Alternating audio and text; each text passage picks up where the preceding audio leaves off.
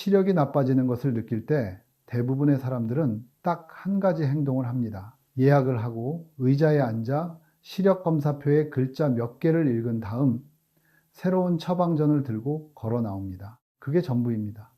점진적으로 진행되는 생리적 문제에 대한 대응이 고작 그게 다인 거죠. 약해진 눈을 보완하기 위해 더 강한 렌즈를 끼는 것. 아무도 눈 자체를 다시 훈련시킬 수 있는지 멈춰서서 묻지 않습니다. 우리의 눈이 근육으로 둘러싸여 있다는 사실, 즉 훈련이 가능하고 위축되기 쉬운 진짜 근육이 있다는 사실을 아무도 말해주지 않습니다. 그리고 대부분의 성인에게 있어 그 근육들이 가진 능력의 아주 작은 일부만 사용되고 있다는 사실도요, 아무도 그런 이야기를 해주지 않는 이유는 간단합니다. 새 안경을 맞추면 수익이 발생하지만 하루 3분의 운동 루틴은 그렇지 않기 때문이죠.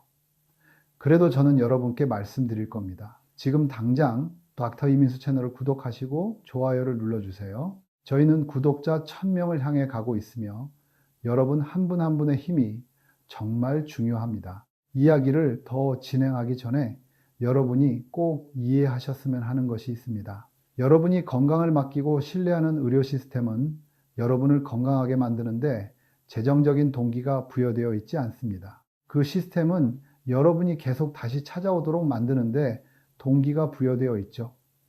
제가 지금부터 나눌 이야기는 진료비가 필요 없는 방법들입니다. 해부학부터 시작해 볼까요? 시험을 위해 달달 외우던 죽은 지식이 아니라 앞으로의 이야기가 완벽하게 이해되도록 만들어줄 살아있는 지식 말입니다. 여러분의 강눈은 6개의 외안근에 의해 제어됩니다. 이 단어는 단순히 안구 바깥쪽에 있는 근육을 의미합니다. 이 근육들이 물리적으로 안구를 움직이고 눈을 좌우상하로 돌리고 회전시킵니다. 각각의 근육을 하나씩 살펴보겠습니다. 이 근육들이 무슨 일을 하는지 이해해야만 앞으로 배울 운동이 무의미한 몸짓이 아니라 의미 있는 행동이 되기 때문입니다. 내측 직근은 눈을 코 쪽으로 안으로 당깁니다. 외측 직근은 코에서 멀어지도록 바깥쪽으로 당기죠. 이 두 근육이 함께 모든 수평 움직임을 담당합니다. 상직근은 눈을 위로 당기는데 근육이 부착된 기하학적 구조 때문에 눈을 안쪽으로도 살짝 회전시킵니다. 하직근은 눈을 아래로 당기며 상호보완적인 회전 운동을 돕습니다. 그리고 두 개의 사근, 즉 상사근과 하사근은 주로 비틀림 움직임, 즉 고개를 기울일 때 시야를 안정적으로 유지해주는 회전 조정을 담당합니다. 시선을 옮길 때마다 이 6개의 근육이 모두 조화로운 순서에 따라 작동합니다. 어느 하나도 지배적이지 않습니다. 그중 단 하나라도 시스템에서 제거되면 전체의 기능이 저하됩니다. 그런데 여기서 놀라운 사실이 하나 있습니다. 놀랍게도 많은 임상의들을 포함해 대부분의 사람들이 완전히 인지하지 못하는 부분이죠. 여러분의 시각 기능을 통제하는 것은 이 6개의 외안근만이 아닙니다. 눈 안쪽에는 모양체근이라는 근육이 있습니다. 이 근육은 물리적으로 수정체의 형태를 바꿉니다. 수정체는 홍채, 즉 눈의 색깔이 있는 부분 바로 뒤에 자리 잡고 있는 투명하고 유연한 구조물입니다. 모양체근이 수축하면 수정체를 잡고 있는 섬유의 긴장이 풀리면서 수정체가 둥글게 부풀어 오르고 가까운 곳에 초점을 맞추기 위한 광학적 힘이 증가합니다. 모양체근이 이완되면 그 섬유들이 수정체를 평평하게 당겨서 먼 곳을 보기 위한 힘을 줄여주죠. 눈이 가까운 곳에서 먼 곳으로 또 먼 곳에서 가까운 곳으로 초점거리를 끊임없이 역동적으로 조절하는 이 과정을 조절작용이라고 부릅니다. 여기에 더해 밝은 빛에 반응하여 동공을 수축시키는 동공괄약근과 어두운 곳에서 동공을 여는 동공산대근도 있습니다. 이 모든 것을 더해보세요. 한쪽 눈에 최소 8개, 양쪽 눈을 합치면 16개의 근육이 있습니다. 훈련에 반응하고 쓰지 않으면 퇴화하며 대부분의 사람들이 평생 단 하루도 의도적으로 단련하지 않는 16개의 근육 말입니다. 16이라는 숫자를 잠시 마음속에 깊이 담아두셨으면 좋겠습니다. 만약 누군가가 몸을 만들겠다고 하면서 몸 전체의 16개 주요 근육군 중 단 2개만 운동하겠다고 한다면 여러분은 그 사람이 제정신이 아니라고 생각할 겁니다. 하지만 그것이 바로 우리의 눈에 실질적으로 일어나고 있는 일입니다. 현대인의 삶은 거의 끊임없이 가까운 거리에 초점을 맞출 것을 요구합니다. 화면, 휴대폰, 책, 자동차 계기판처럼요. 반면 외안근의 전체 가동 범위를 요구하는 일은 거의 없습니다. 주변시를 담당하는 근육, 조화로운 회전 추적을 담당하는 근육, 빠르고 먼 거리의 초점 전환을 담당하는 근육들은 평생의 대부분을 거의 활동하지 않은 채 보냅니다. 이제 세 가지 운동을 알려드리기 전에 제가 광고에서 끊임없이 듣고 그때마다 저를 짜증나게 하는 한 가지 주장에 대해 짚고 넘어가고 싶습니다. 항상 이런 식이죠. 이 동작 하나만 하면 시력이 극적으로 좋아집니다. 저는 여러분이 이 주장이 생리학적으로 얼마나 터무니없는 것인지 이해하시길 바랍니다. 검지손가락 하나만 훈련하면은 콘서트 피아니스트가 될 수 있다는 말을 듣는다고 상상해 보세요. 피아노는 10개의 손가락이 정밀하게 조화를 이루며 움직여야 합니다. 여러분의 시각 시스템은 16개의 근육이 똑같이 조화를 이루어야 합니다. 한 가지 움직임면을 겨냥한 단 하나의 운동이 종합적인 시력 개선을 가져올 수 없는 것은 손가락 하나를 훈련해서 음악적 대가가 될 수 없는 것과 같은 이치입니다. 진짜 결과를 만드는 것은 체계적이고 완전하며 다면적인 접근법입니다. 외안근, 내부의 초점 조절 근육, 그리고 눈 주위의 지지 조직까지 모두 다루는 접근법이죠. 그것이 바로 제가 오늘 여러분께 드릴 내용입니다. 기적은 없습니다. 그저 생리학을 올바르게 적용할 뿐입니다. 첫 번째 운동은 제가 와이퍼라고 부르는 운동입니다. 이 운동이 어디서 왔는지 정확히 말씀드리고 싶습니다. 그 기원을 아는 것이 이 운동이 왜 효과가 있는지 이해하는 데 중요하기 때문입니다. 제 경력 초기에 저는 해발 1만 3천에서 1만 6천 피트 사이의 상당한 고지대에서 시간을 보낸 적이 있습니다. 저는 젊었고 자신감이 넘쳤으며 자외선 차단 선글라스를 쓰지 않았습니다. 그것은 임상적으로 정말 큰 실수였고 저는 그 대가를 치렀습니다. 대부분의 사람들이 모르는 사실이 여기 있습니다. 자외선의 강도는 고도가 높아진다고 해서 일정하게 유지되지 않습니다. 상당히 증가하죠. 대략 8천에서 1만 피트 이상 올라가면 자외선 노출량은 해수면보다 극적으로 높아집니다. 대기가 얇아지고 여과작용이 줄어들며 눈에 도달하는 방사선은 훨씬 더 강렬해집니다. 대략 8,000 피트 이상의 고도에서는 자외선 노출이 망막에 광화학적 손상을 일으키기에 충분합니다. 망막은 빛을 뇌가 시각으로 읽어내는 전기 신호로 실제로 변환하는 눈 뒤쪽의 얇은 신경 감각층입니다. 저는 그 여행에서 돌아온 후 제 시력이 실제적이고 측정 가능할 정도로 저하되었다는 것을 깨달았습니다. 파멸적인 수준은 아니었지만 부인할 수 없는 사실이었죠. 그리고 저는 단순히 새로운 처방전을 받아들이는 대신 실험을 시작했습니다. 와이퍼 운동은 가장 빠르고 눈에 띄는 개선을 가져온 개입 중 하나였습니다. 정확한 수행 방법은 이렇습니다. 고개를 움직이지 않은 채로 시선을 오른쪽으로 최대한 멀리 둡니다. 최대치의 측면 응시죠. 눈을 가동 범위의 절대적인 끝까지 가져가세요. 이제 시야의 극단적인 가장자리에 있는 그 위치를 유지하면서 아주 오른쪽 끝에서 아주 왼쪽 끝까지 그리고 다시 원래대로 넓은 수평호를 그리며 천천히 시선을 쓸어내리기 시작합니다. 움직임은 느리고 의도적이어야 합니다. 휙 지나가는 것이 아니라 주변 시야의 바깥 경계를 따라 통제되고 부드럽게 쓸어가는 것입니다. 양방향 모두 최대 진폭으로 움직여야 합니다. 여러분이 움직이는 방향의 반대쪽 근육에서 뚜렷하게 당겨지거나 늘어나는 감각을 느껴야 합니다. 제가 이 운동을 와이퍼라고 부른 이유는 기능적으로 정확히 평행을 이루기 때문입니다. 자동차의 와이퍼가 유리의 비와 얼룩을 닦아내고 앞길의 깨끗하고 선명한 시야를 회복시켜주는 방식 말입니다. 그것이 이 운동이 시야에 해주는 정확한 역할입니다. 흐릿함을 걷어냅니다.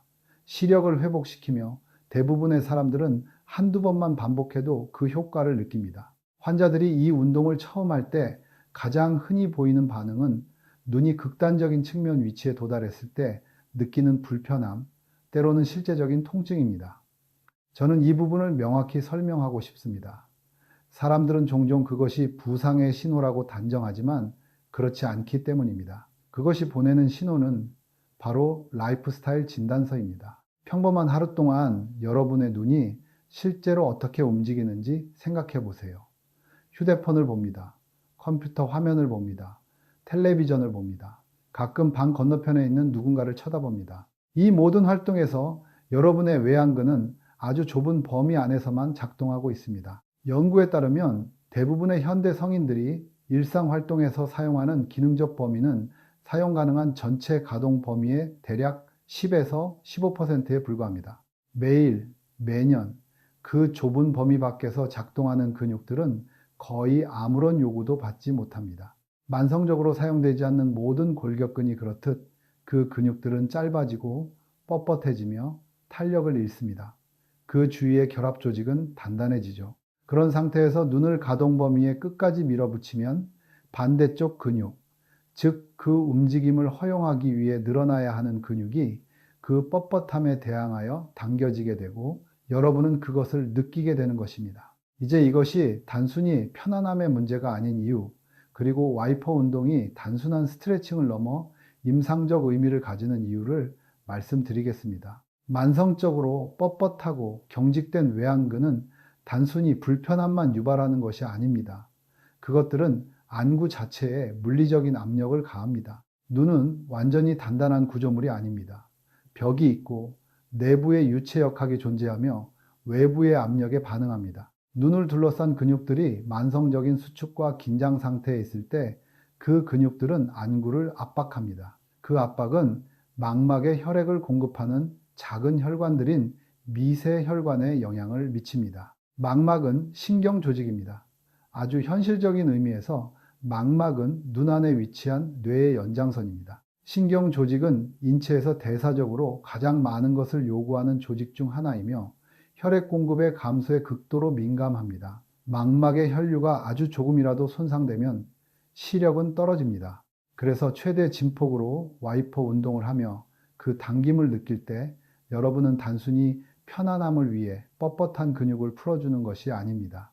여러분은 안구에 가해지는 물리적 압박을 적극적으로 줄이고 망막으로 가는 혈류를 회복시키며 여러분의 시력을 담당하는 조직의 영양과 산소 공급을 개선하고 있는 것입니다. 매일 이 운동을 꾸준히 하겠다고 결심하신다면 제가 환자들을 관찰하며 확인한 전형적인 타임라인은 이렇습니다. 첫 주에는 시선의 양끝에서 느껴지던 불편함이 눈에 띄게 줄어듭니다. 2주에서 3주차가 끝날 무렵이면 그 불편함은 대체로 혹은 완전히 사라집니다. 그 불편함이 사라졌다는 것은 신뢰할 수 있는 임상적 지표입니다.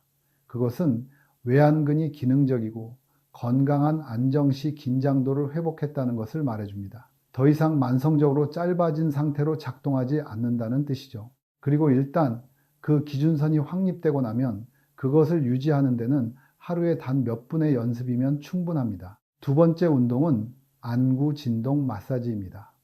기법을 알려드리기에 앞서 저는 이 운동의 생리학적 근거를 먼저 설명하고 싶습니다. 그 근거야말로 이것을 그저 임의로 만든 행동과 구별해 주기 때문입니다. 수기치료와 전문 마사지에는 4가지 기본적인 개입 유형이 있습니다. 부드럽게 표면을 미끄러지듯 접촉하는 경찰법, 더 깊고 국소적인 문지름 압력을 가하는 마찰법, 압박과 리드미컬한 이완을 반복하는 유념법, 그리고 진동법입니다.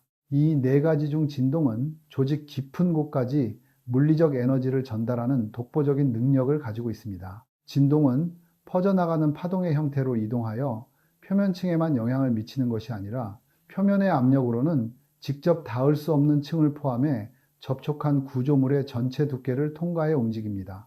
이는 수기치료 문헌에 잘 정립되어 있으며 타깃 조직이 깊은 곳에 있을 때 특별히 진동 기법을 사용하는 이유이기도 합니다. 이제 그 원리를 눈에 적용해 보겠습니다. 안구는 대략 탁구공만 한 크기입니다. 그 안에는 유리체라는 젤 같은 물질이 있는데 이 물질이 내부 부피의 대부분을 채우고 눈의 형태를 유지합니다. 눈의 벽은 3개의 동심원층으로 이루어져 있습니다. 바깥쪽에는 질기고 하얀 막인 공막이 있고 중간에는 혈관이 조밀하게 모여 있어 눈에 혈액을 공급하는 맥락막이 있으며 안쪽에는 망막이 있습니다. 뒤쪽에서는 시신경이 들어옵니다.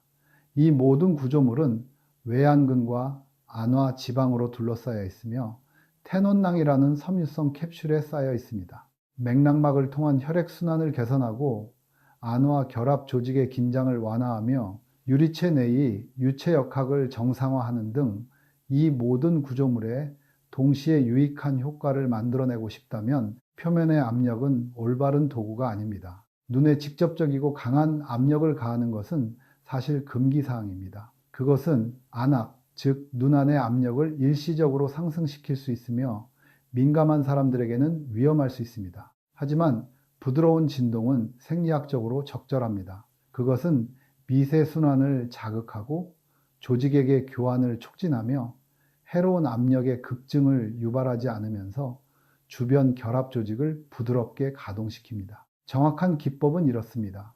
한 손가락을 눈 안쪽 모서리, 즉 코 근처의 위아래 눈꺼풀이 만나는 지점인 내안각에 얹습니다. 그 바로 아래에는 비골이라는 단단한 뼈의 지지대가 있습니다. 두 번째 손가락은 눈 바깥쪽 모서리, 즉 단단한 뼈인 외측 안화, 가장자리가 지지대 역할을 하는 외안각에 얹습니다. 이것이 매우 중요합니다.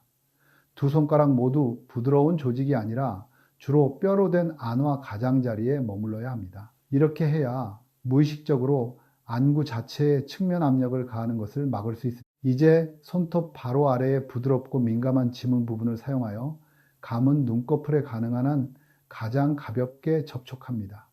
누르는 것이 아니라 닿는 것입니다. 손가락의 무게가 간신히 얹혀 있는 정도죠. 그 위치에서 미세하고 빠른 진동을 시작합니다. 진폭은 작게, 주파수는 빠르게 하세요. 압력을 높이지 말고 20초에서 40초 동안 계속합니다. 그런 다음 천천히 손가락을 떼고 5초 동안 멈춘 뒤 눈을 뜹니다. 대부분의 사람들은 시야가 즉각적으로 맑아지는 것을 느낍니다. 색깔이 약간 더 생생하게 보일 수도 있습니다.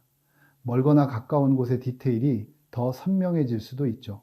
이것은 상상이 아니며 위약 효과도 아닙니다. 맥락막 혈관의 미세순환이 개선되고 안화 근육이 이완되며 안구 조직 내의 유체역학이 정상화된 결과로 이 모든 것이 1분도 채 안 되는 시간 안에 일어난 것입니다. 제가 진료실에서 15년을 보내며 뇌리에 깊이 남은 이야기를 하나 나누고 싶습니다. 제 경력을 통틀어 저는 교정 렌즈를 전혀 착용하지 않는 70세 이상의 환자들을 소수 만난 적이 있습니다.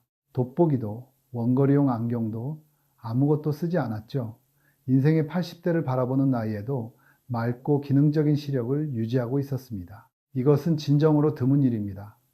수정체, 망막, 모양체근의 연령 관련 변화는 서구 인구에서 예상되고 기록되어 있으며 거의 보편적인 현상입니다. 그렇다면 이 사람들을 다르게 만든 것은 무엇일까요? 제가 그들 각자에게 습관에 대해 물었을 때 예외 없이 그들 모두는 수년 동안 매일 꾸준히 어떤 형태로든 눈 운동을 하고 있다고 답했습니다. 그들은 그것을 치아, 위생과 같은 범주에 속하는 절대 타협할 수 없는 루틴으로 대하고 있었습니다. 마지못해 하는 숙제가 아니라 진심으로 믿고 규율을 통해 유지해온 실천이었죠. 이 환자들이 공유하는 또 다른 특징이 있었는데 저는 이 주제가 나올 때마다 언급할 만큼 꽤나 인상 깊게 느꼈습니다. 그들은 인지적으로 날카로웠고 정신적으로 여기서 저는 임상적 관찰을 마치 통제된 연구 결과인 것처럼 과장하지 않도록 조심하고 싶습니다.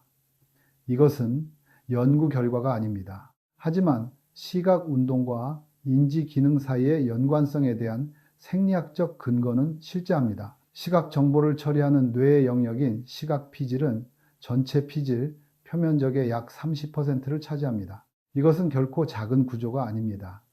인간의 뇌에서 단일 감각을 처리하는 영역으로는 가장 큽니다. 가동 범위 전체를 아우르는 움직임, 역동적인 초점 전환, 협응력의 요구 등 규칙적이고 복잡한 시각 훈련은 그 피질에서 지속적인 신경 활동을 생성합니다. 그 활동이 인지 기능을 유지하는 데 기여하는 것인지 아니면 인지 기능이 유지된 사람들이 규율 있는 건강 습관을 더 잘 고수하는 것인지는 명확히 얽어내기 어렵습니다. 가장 가능성 높은 것은 두 메커니즘이 동시에 작동하며 서로를 강화한다는 것입니다. 하지만 꾸준한 눈 훈련과 보존된 정신적 날카로움 사이의 연관성은 제가 너무나 여러 번 반복해서 관찰해 왔기에 이제는 그것을 단순한 우연으로 여기지 않습니다. 세 번째 운동은 내부의 초점 조절 근육인 모양체근을 직접 겨냥합니다. 이 운동은 연령에 따른 근거리, 시력 상실을 뜻하는 임상 용어인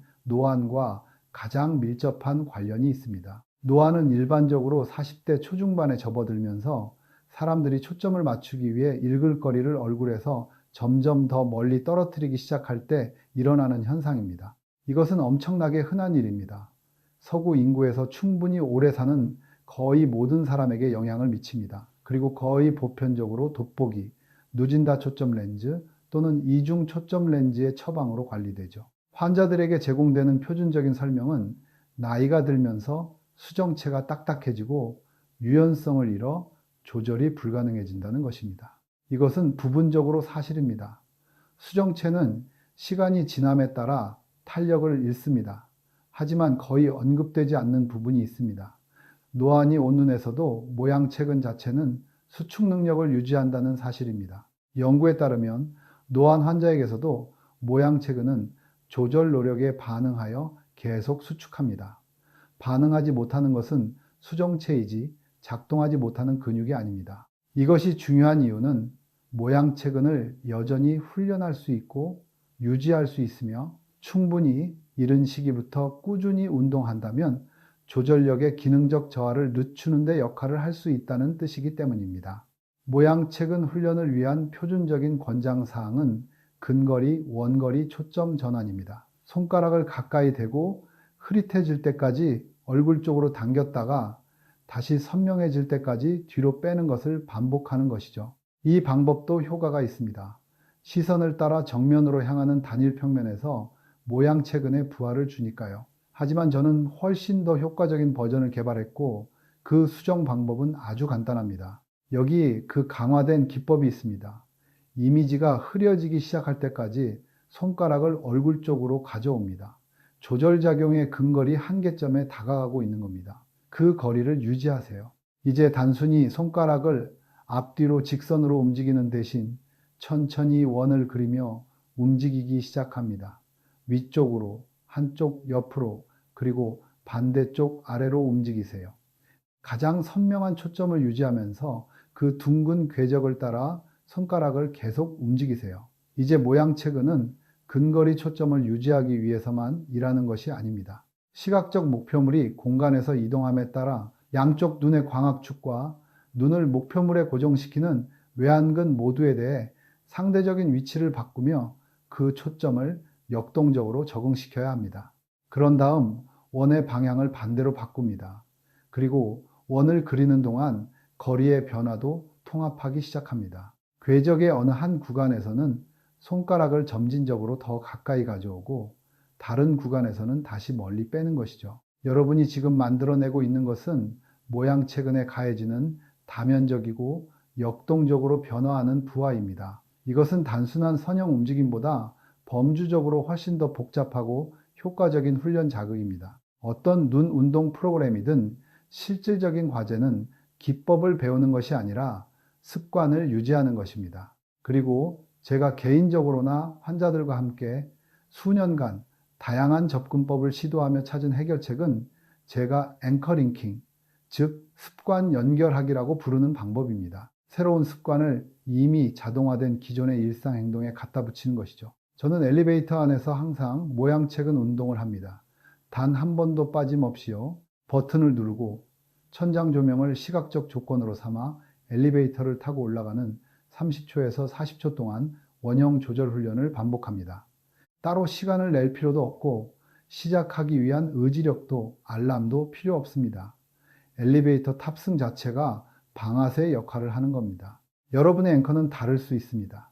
아침에 커피를 마시는 첫 2분, 컴퓨터가 부팅되는 60초, 신호등을 기다리는 순간 등 무엇이든 상관없습니다. 그 앵커가 진정으로 매일 일어나는 일이고 확실하게 믿을 수 있는 것이기만 하다면요. 6개월 동안 매일 꾸준히 3분씩 이 운동을 해서 얻는 누적된 이점은 일주일에 한 번 45분 동안 몰아서 하는 이점을 압도하기 때문입니다. 꾸준함이 이 게임의 전부입니다. 그 대안이란 18개월마다 점점 더 강한 처방을 전전하며 계속해서 챙기고 닦고 교체하고 업그레이드해야 하는 교정 렌즈에 영구적으로 의존하는 삶을 구축하는 것인데, 이는 장기적으로 보았을 때 훨씬 덜 매력적인 방식이죠. 이제 더 나은 시력을 추구하는 대부분의 사람들이 완전히 간과하고 있는, 그리고 그 간과함 때문에 결과가 심각하게 제한되는 한 가지 문제에 대해 다루고 싶습니다. 운동은 생물학적 자극입니다. 그 자극에 대한 반응, 즉 조직의 적응, 기능 개선, 구조적 회복은 여러분의 몸이 그 적응을 수행하기 위해 사용할 수 있는 원재료의 질에 전적으로 달려 있습니다. 영양학적으로 고갈된 시스템에서 영양을 공급받는 근육을 운동시키는 것은 가능한 결과의 아주 작은 일부만을 만들어낼 뿐입니다. 그것은 자재를 실은 트럭이 매번 반쯤 비어 있는 상태로 도착하는데도 집을 지으려고 애쓰는 것과 같습니다. 계속해서 악화되는 근신, 진행성 근신은 거의 보편적으로 특정한 영양 결핍을 동반합니다. 부기도 인구에서 가장 중요하고 또 가장 흔하게 결핍되는 단 하나는 바로 비타민 D입니다. 비타민 D 결핍은 사소한 불편함이 아닙니다. 그것과 망막 건강 사이의 관계는 문서로 잘 기록되어 있습니다. 비타민 D는 빛을 감지하는 망막의 특수세포인 광수용체의 기능에 직접적인 역할을 합니다. 50세 이상 성인에서 비가역적인 중심 시력 상실의 주요 원인인 연령 관련 황반 변성의 발병 위험과 비타민 D의 관계는 역학 연구를 통해 잘 확립되어 있습니다. 어린이와 청년층의 근시 진행 속도와의 연관성 역시 문헌을 통해 점점 더 많은 지지를 받고 있죠. 눈 운동을 하고 있는데 비타민 D 수치가 바닥이라면 여러분은 스스로의 노력에 반항하고 있는 셈입니다. 수치를 검사해 보세요. 간단한 혈액 검사면 됩니다. 만약 결핍 상태라면, 그리고 많은 북부 기후 인구에서는 대다수의 사람들이 여기에 해당하는데 그것을 교정하십시오. 영양제 보충은 저렴하고 적절한 복용량 내에서는 안전하며 눈뿐만 아니라 면역 기능, 골밀도, 심혈관 건강, 그리고 기분 조절에도 의미 있는 긍정적인 영향을 미칩니다.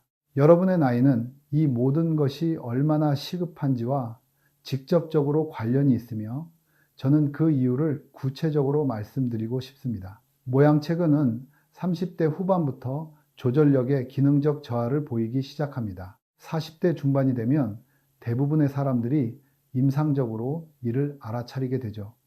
50대가 되면 황반변성 위험 인자의 통계적 빈도가 크게 상승합니다.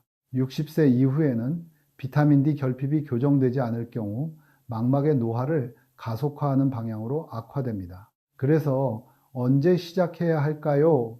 라는 질문에 대한 대답은 항상 같습니다. 지금 당장, 그리고 빠르면 빠를수록 좋습니다. 여기서 제가 진심으로 궁금한 것이 하나 생겼습니다. 여러분은 지금 몇 살이신가요? 댓글로 나이를 적어주세요. 이것은 수사적인 질문이 아닙니다. 여러분이 그 타임라인에 어디에 있느냐에 따라 지금 이 세 가지 운동 중 어느 것이 가장 시급한지, 여러분의 몸에서 어떤 영양 결핍이 활성화되어 있을 가능성이 가장 높은지, 그리고 향후 어떤 영상이 여러분의 특정 상황에 가장 유용할지가 결정됩니다.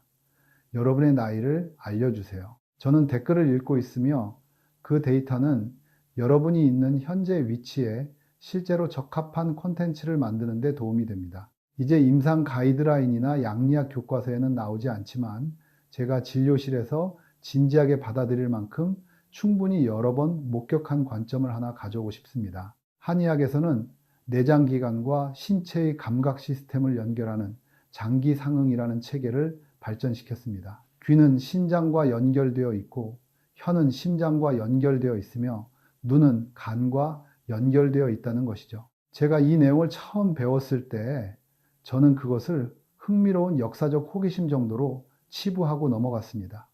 그러다 임상 진료를 하면서 무언가를 알아차리기 시작했습니다. 간이 심각하게 손상되어 황달이 올 정도로 간 기능이 악화되었을 때 가장 먼저 그리고 가장 눈에 띄게 나타나는 징후 중 하나가 바로 공막이 노랗게 변하는 것입니다. 공막은 눈의 흰 자위를 말합니다. 그 노란 변색을 공막 황달이라고 부르는데 많은 환자에게서 신체의 다른 부위에 나타나기 전에 눈에서 먼저 나타납니다. 그것은 고대 중국에서 온 은유가 아닙니다. 전 세계 모든 의과대학에서 가르치는 표준적인 신체검사 소견입니다. 간과 눈 사이의 고대 상응 관계를 현대 임상적인 렌즈를 통해 들여다보니 그것이 실제적인 해부학적, 생리학적 관계를 설명하고 있었던 것입니다. 이것이 가지는 실용적인 임상적 의미는 이렇습니다. 시력이 떨어지고 있다면 여러분이 간에 무슨 짓을 하고 있는지 살펴볼 가치가 있습니다. 왜냐하면 간의 기능적 상태는 여러분의 눈이 스스로를 유지하려고 애쓰는 전반적인 대사 환경에 의미 있는 영향을 미치기 때문입니다. 평범한 식단에서 무엇이 가장 예측 가능하고 가장 직접적으로 간을 손상시킬까요? 두 가지 범주가 있습니다.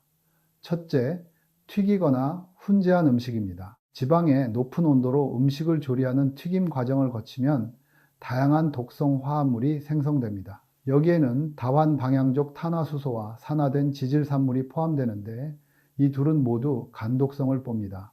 즉, 간세포를 직접적으로 손상시킨다는 뜻입니다.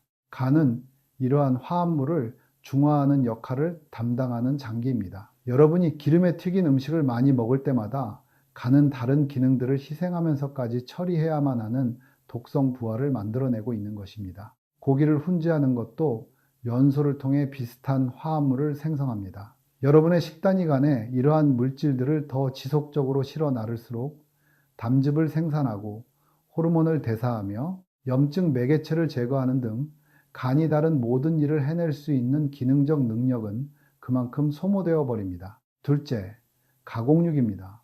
이것은 조리 방식과는 별개의 문제입니다. 마트에서 포장되어 팔리거나 카운터에서 썰어 팔거나 케이싱에 눌러 담아 파는 종류의 가공육에는 아질산염, 합성 착색료, 보존제, 향미 증진제가 혼합되어 있습니다. 이러한 화합물들은 산업적인 목적으로 제품에 존재합니다. 유통기한을 늘리고 색을 유지하며 제품이 잘 팔리도록 입맛에 맞는 맛의 프로필을 만들어내기 위해서죠. 이 중 어느 것도 영양학적 기능을 하지 않습니다. 이 모든 것을 간이 처리해야만 합니다. 여러분의 몸에 들어오기 전까지 음식이 인공적으로 덜 변형되었을수록 여러분의 몸에서 해독 작업의 가장 큰 몫을 묵묵히 해내고 있는 장기에 가해지는 화학적 부담도 줄어듭니다. 제가 언급하고 싶은 요소가 하나 더 있습니다. 환자들을 만나온 15년 동안 반복해서 관찰해 온 것임에도 불구하고 임상 문헌에는 거의 등장하지 않기 때문에 저는 이것을 직접적으로 명명하고 싶습니다. 만성적인 분노는 단순한 감정 상태가 아니라 생리적인 스트레스 요인입니다. 지속적인 짜증, 잦은 적대감의 폭발, 끊임없는 낮은 수준의 좌절감, 이것들은 여러분 몸의 생화학적 작용과 독립적으로 존재하는 성격 특성이 아닙니다. 이것들은 스트레스 반응의 만성적인 활성화, 그리고 스트레스를 받을 때 부신에서 생성되는 호르몬인 코르티솔과 카테코라민의 지속적인 상승과 관련이 있습니다. 만성적인 스트레스 호르몬의 상승은 전신 염증을 유발하고 간에서 담즙이 흐르는 것을 방해하며 시간이 지남에 따라 간세포, 즉 간의 세포 단위에 부담을 주는 원인이 됩니다. 러시아어에는 씁쓸하고 화를 잘 내며 담즙질인 사람을 묘사할 때 쓰는 젤친이라는 단어가 있습니다. 이 단어는 문자 그대로 담즙을 뜻하는 단어에서 파생되었습니다. 그 언어적 선택은 우연이 아닙니다. 그것은 생화학이 이해되기 훨씬 이전부터 의사들이 관찰해온 사실, 즉 만성적인 분노와 부담을 안고 있는 간은 함께 다니는 경향이 있다는 것을 암호화해 둔 것입니다. 의도적인 스트레스 감소를 통해서든 수면 개선을 통해서든 신체 활동을 통해서든 아니면 다른 접근법을 통해서든 이 문제를 어떻게 해결할 것인가는 개인적인 문제입니다. 하지만 그것을 여러분의 눈 건강과 무관하다고 치부해버리는 것은 실수입니다. 직접적인 간 지원을 위해 밀크시슬은 간에 초점을 맞춘 의학 분야인 간 장학에서 가장 강력한 증거 기반을 가진 식물성 제제 중 하나입니다. 활성 화합물은 실리마린이며 음식에 넣을 수 있는 빻은 씨앗, 오일, 그리고 표준화된 제약 제제 등 다양한 형태로 제공됩니다. 정해진 실리마린 농도로 표준화된 제제를 포함한 약물 처방은 명확하고 잘 규명된 생화학적 메커니즘을 통해 작동합니다. 실리마린은 간세포, 세포막의 인지질 이중층을 안정화시켜 독성 손상에 더 잘 견디게 만듭니다. 또한 간세포에서 단백질 합성을 자극하여 손상 후 세포 재생을 가속화합니다. 그리고 간이 독성 화합물을 처리할 때 생성되는 활성산소종을 청소하는 강력한 항산화제로 기능합니다. 이것은 민간요법이 아닙니다. 이러한 메커니즘은 양리학적으로 기록되어 있으며 실리마린 기반 제제는 간 질환 관리에서 확립된 증거 기반을 가지고 있습니다. 만약 여러분이 눈이 기능하는 대사 환경을 지원하는 데 진심이라면 간은 타당한 목표물이며 밀크시슬은 타당하고 증거가 뒷받침되는 도구입니다. 자, 여기 임상적으로 구성된 완벽한 프로토콜이 있습니다. 3가지 운동, 하루 총 3분에서 5분의 투자입니다. 첫째, 와이퍼 운동. 시야의 바깥 가장자리를 따라 최대 진폭으로 수평을 쓸어내리며 외안근을 겨냥하고 만성적인 긴장을 풀어주며 안구에 가해지는 물리적 압박을 줄여 망막으로 가는 혈류를 회복시킵니다. 둘째, 진동 마사지. 감은 눈꺼풀 위로 뼈의 지지를 받는 손가락 끝을 이용해 20초에서 40초 동안 부드럽게 진동을 주어 깊은 안와 조직, 맥락막 순환, 그리고 전반적인 안구 유체 역학을 겨냥합니다. 셋째, 원형 조절 훈련. 손가락을 근거리 시각 목표물로 사용하여 다면적이고 거리가 변화하는 방식으로 모양체근에 부하를 주어 표준적인 선형의 근거리, 원거리, 운동보다 실질적으로 훨씬 더 효과적인 훈련 자극을 만들어냅니다. 각각의 운동을 이미 매일 하고 있는 일상 행동, 즉 앵커에 연결하세요. 양치질을 하는 것과 같은 방식으로 이 운동들에 전념하십시오. 오늘 당장 시급해서가 아니라 몇 달, 몇 년에 걸쳐 복리로 쌓이는 이점이야말로 여러분이 진정으로 원하는 결과를 만들어내기 때문입니다. 운동과 함께 평소 식단에서 튀기거나 훈제한 음식, 그리고 심하게 가공된 음식을 줄이세요. 실리마린 기반의 간 지원제를 복용하는 것을 고려해 보십시오. 비타민 D 수치를 검사하고 결핍이 있다면 교정하세요. 그리고 만성적인 스트레스나 지속적인 감정적 긴장이 여러분의 몸과 간이 짊어지고 있는 전신 염증 부하에 기여하고 있지는 않은지 정직하게 들여다보십시오. 이것이 바로 시스템의 수익 모델이 아니라 환자의 이익을 위해 행해질 때 증거 기반 의학이 실제로 보여주는 모습입니다. 여러분은 스스로의 생물학 앞에서 결코 무력하지 않습니다. 여러분의 눈은 훈련될 수 있습니다. 눈을 지지하는 생리학적 환경은 개선될 수 있으며 그것을 해낼 수 있는 정보는 대기실에서 기다릴 필요 없이 아무런 비용 없이 지금 바로 여러분 곁에 있습니다. 의료 시스템은 제가 방금 여러분께 드린 것을 제공하도록 설계되지 않았습니다. 예방은 청구 코드를 생성하지 못합니다. 자기관리는 재방문을 만들어내지 않죠. 저는 닥터 이민수입니다. 제가 이 채널을 만든 이유는 15년의 임상 경험을 통해 환자들이 듣는 이야기와 그들이 실제로 스스로를 위해 할 수 있는 일 사이의 격차가 엄청나다는 것을 배웠기 때문입니다. 그리고 그 격차가 존재하는 이유는 그것을 좁히는 것이 환자 본인을 제외하고는 그 누구에게도 이익이 되지 않기 때문입니다. 닥터 이민수 채널을 구독하시고 좋아요를 눌러주시고 이 채널이 구독자 1000명에 도달할 수 있도록 도와주세요. 그 숫자는 솔직한 대답을 들을 자격이 있는 더 많은 사람들에게 다가갈 수 있는 능력을 열어줍니다. 제가 그곳에 닿을 수 있도록 함께 해 주십시오.